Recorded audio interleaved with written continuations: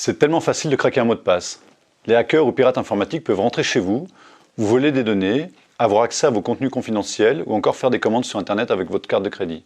Tout cela de manière anonyme depuis l'autre bout du monde et à votre insu. Vous avez déjà tous entendu parler d'incidents plus ou moins graves sur ce sujet. Est-ce que ça vous concerne aussi? Bien sûr. Certains d'entre vous pensent que c'est un sujet qui devrait regarder. D'autres pensent peut-être que leur mot de passe est déjà assez complexe ou solide. Mais vous ne savez pas trop comment traiter ce problème. Quand on parle de solidité d'un mot de passe, on va parler d'entropie.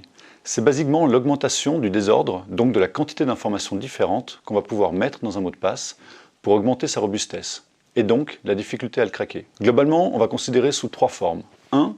La longueur du mot de passe, c'est-à-dire le nombre de caractères, basiquement. 2. Sa complexité, c'est-à-dire le nombre de symboles différents. AAAAA est moins complexe que AGIKLPO. Et troisièmement, le caractère aléatoire des symboles utilisés. ASOWPDRS est plus aléatoire que password. Je m'appelle Vincent et je suis spécialiste en sécurité des systèmes d'information.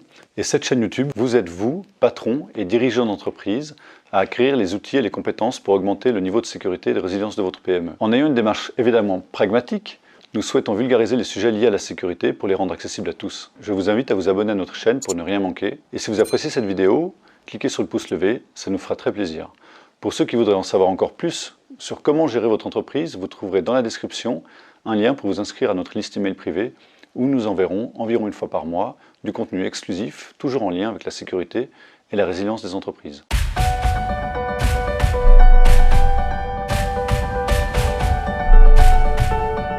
Un mot de passe, c'est une clé pour entrer dans la vie numérique d'une personne ou d'une entreprise. Se faire pirater un mot de passe, c'est donner accès à une partie de sa vie à un tiers. Aujourd'hui, les accès à votre vie numérique deviennent tout aussi importantes, sinon plus, que les accès à votre vie réelle. Par exemple, les accès à votre banque, à votre shopping sur Internet, à l'ensemble de vos messages, vos réseaux sociaux, vos albums photos, vos impôts, tous vos fichiers que vous stockez dans le cloud, ou encore vos backups, etc. Tout est sur Internet. Et ça concerne vraiment tout le monde. Et encore plus dans un contexte professionnel. De plus en plus d'entreprises utilisent des services cloud pour stocker leurs données, en utilisant des applications en ligne. Votre entreprise a aussi accès à Internet, et donc Internet a accès à votre entreprise. Un récent rapport sur les cyberrisques en entreprise annonce que les mots de passe faibles représentaient la première cause de piratage ou de malveillance en 2020. Quand on parle de mots de passe, on touche à tout ce qui constitue votre vie numérique, même pour l'accès à votre ordinateur bien à l'abri dans votre bureau ou votre téléphone. Dès le moment où ils sont connectés à Internet, il y a un risque de se faire pirater si vous n'avez pas un bon mot de passe. Vous l'aurez compris, je vais vous présenter un sujet extrêmement important de la manière la plus simple possible avec une approche factuelle et pragmatique. Comment trouver un bon mot de passe? Alors, on va commencer par parler des risques que vous encourez avec un mauvais mot de passe. Alors voici quelques exemples sur la manière de se faire pirater un mot de passe. Vous avez peut-être un mot de passe assez facile, comme un prénom, une date de naissance ou quelque chose de facile à mémoriser, votre ville préférée, etc. Si un proche ou un collègue vous voit taper votre mot de passe au clavier et qu'il va reconnaître quelques lettres et comprendre très vite quel mot de passe il s'agit, ça sera facile pour lui de le mémoriser et il pourra le réutiliser à votre insu. La solution, c'est de créer un mot de passe plus complexe, mais dont on va avoir un peu plus de difficulté à s'en souvenir. Donc on va vouloir écrire un mot de passe sur un bout de papier ou un carnet. Vous rigolez? Je suis sûr que ça vous est déjà arrivé. Au moins une fois, ouais? Bon, évidemment, si vous le stockez sur un post-it ou un carnet, c'est encore plus facile si quelqu'un le trouve et il n'a même plus besoin de le mémoriser. Donc on va créer un mot de passe aléatoire avec un niveau d'entropie élevé. En gros, un mot de passe avec des majuscules, des minuscules, des chiffres. En fait, la question à se poser, c'est est-ce qu'il peut être brute forcé? C'est-à-dire, est-ce qu'un autre ordinateur qui va tester toutes les combinaisons possibles va pouvoir le trouver? La réponse est assez simple. Si votre mot de passe fait 8 caractères, la réponse est oui. Vous êtes déjà fait pirater, vous allez vous faire pirater. Si vous avez 9 caractères ou plus, vous êtes plutôt dans une zone de confiance. C'est assez simple en fait. Une attaque brute force ne dépend pas du tout de vous. C'est-à-dire qu'un pirate va utiliser un programme qui va tester plein de combinaisons possibles de mots de passe sur un site distant par exemple, toujours à votre insu. Il va le faire depuis l'autre bout de la planète, car il a accès au même site web que vous, à n'importe quelle heure du jour ou de la nuit et même le dimanche. Pour vous donner une idée, un PC portable de moyenne gamme est aujourd'hui capable de tester environ 5 millions de mots de passe à la seconde.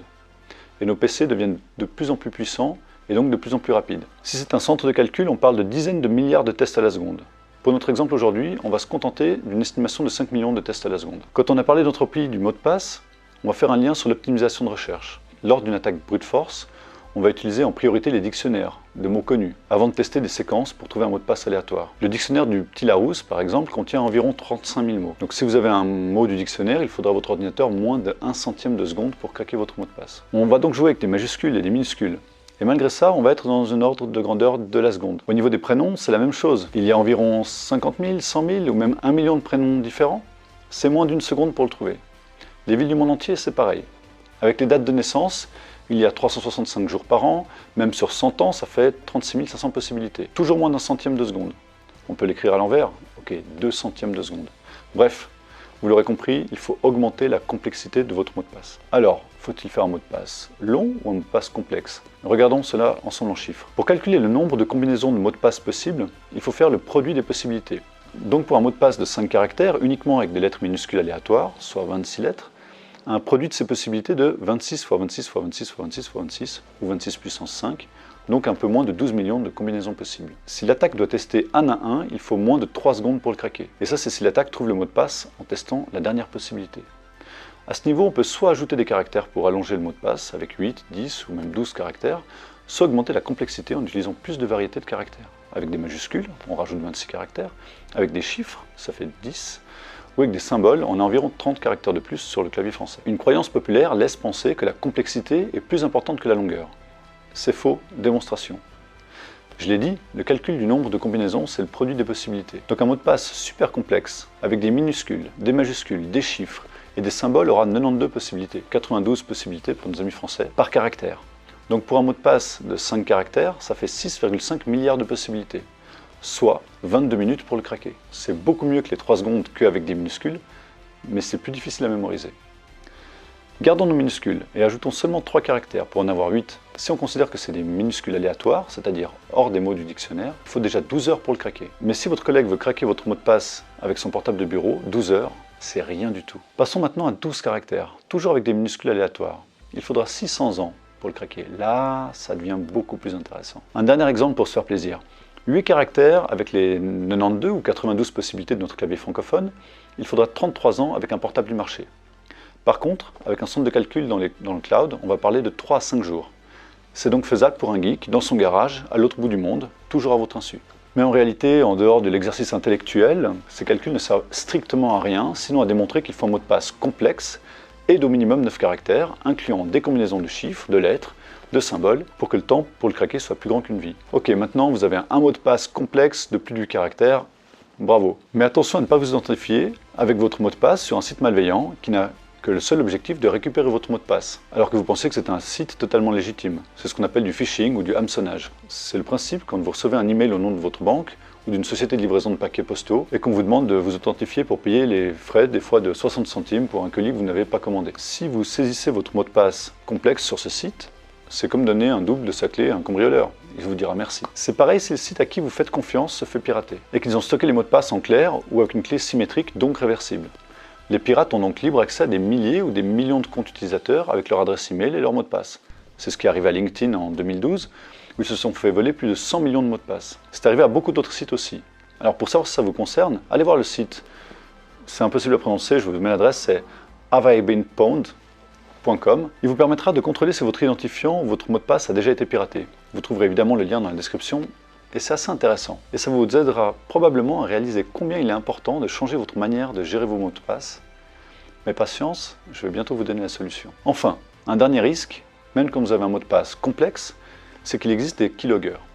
C'est-à-dire un malware ou un virus qui est installé sur votre PC, soit parce que vous pensez installer un logiciel gratuit de confiance, soit parce que vous avez ouvert un email avec une pièce jointe, soit encore qu'un pirate a pu accéder à votre ordinateur par exemple, car vos logiciels n'étaient pas à jour.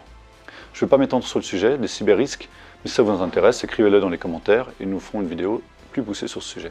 Donc, un keylogger, c'est un logiciel qui va enregistrer toutes les touches de votre clavier et à chaque fois que vous tapez votre mot de passe, il va pouvoir l'enregistrer. Il n'y a pas tellement d'alternative à ce problème, sinon d'avoir installé un antivirus, un firewall, et surtout d'avoir un comportement adéquat face à l'utilisation des logiciels gratuits de confiance. Vous devez vous sensibiliser aux risques et acquérir des informations qui vous permettront d'être plus attentif et d'avoir un meilleur comportement. C'est l'objectif de cette chaîne, vous sensibiliser, vous donner les compétences d'améliorer votre sécurité. Donc, il suffit qu'on ait un malware comme un keylogger sur notre machine, et même un mot de passe complexe de 20 caractères ne sert à rien du tout. En plus, c'est plutôt chiant à taper. Je vais vous dire un secret maintenant. Il faut dans tous les cas avoir autant de mots de passe différents et complexes que d'accès ou de sites web auxquels vous voulez accéder. Et ceux qui me demandent encore pourquoi, je vous invite à revoir cette vidéo. Non, c'est ok, l'informatique, c'est pas votre truc. Mais le sujet est tellement important que c'est un vrai conseil. Ce sont des robots qui vont tenter de pirater votre mot de passe. Si un robot trouve votre mot de passe, il va tenter de l'utiliser sur plein d'autres sites avec la même combinaison, identifiant qui est en général votre adresse email et votre mot de passe, dès qu'il l'a trouvé. Et ça, c'est en quelques secondes. Donc si vous avez le même mot de passe sur plusieurs sites, alors l'attaquant aura les accès à toutes ces données. C'est un peu comme si on avait la même clé pour aller dans votre appartement, au bureau, en voiture, à la cave, etc. Et le mieux avec les mots de passe, c'est que quelqu'un qui récupère votre mot de passe peut l'utiliser toujours à votre insu et depuis n'importe où. Il faut donc un mot de passe unique par site. Comme ça, si un robot en trouve un, il ne va pas pouvoir l'utiliser sur un autre site. Vous commencez à comprendre, avoir un mot de passe complexe et unique pour chaque site est la seule solution pour vous protéger efficacement. Mais voilà, c'est impossible à mémoriser. Et donc, il est nécessaire d'avoir recours à un outil de coffre numérique qui puisse gérer vos mots de passe à votre place. Car comme le dit David Allen, notre cerveau a d'incroyables capacités pour avoir des idées, mais pas pour les stocker.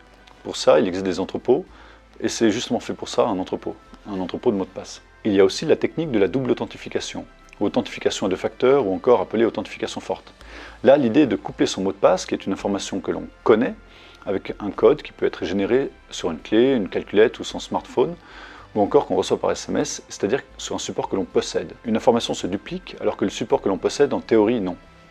C'est évidemment une bonne pratique à activer pour les accès qu'ils permettent. Si le sujet vous intéresse, et notamment des avantages et des faiblesses de Google Authenticator, qui est une des solutions les plus utilisées pour gérer une authentification à double facteur, dites-le moi en commentaire, et ça pourrait encore être le sujet d'une autre vidéo. Et notamment, comment configurer ce type d'accès. Bref, vous l'aurez compris, adoptez dès aujourd'hui la stratégie d'utiliser un outil qui gère vos mots de passe à votre place, c'est-à-dire d'avoir un programme qui stocke vos mots de passe de manière sécurisée. Vous n'aurez mémorisé qu'un seul mot de passe, c'est celui qui permet d'ouvrir cet outil. Alors il en existe plein, des gratuits, des payants, à installer sur son ordinateur ou accessibles en ligne, que l'on peut synchroniser avec son téléphone ou même partager avec des collègues. Alors comment ça marche et quelles solutions il existe, comment les installer et par où commencer?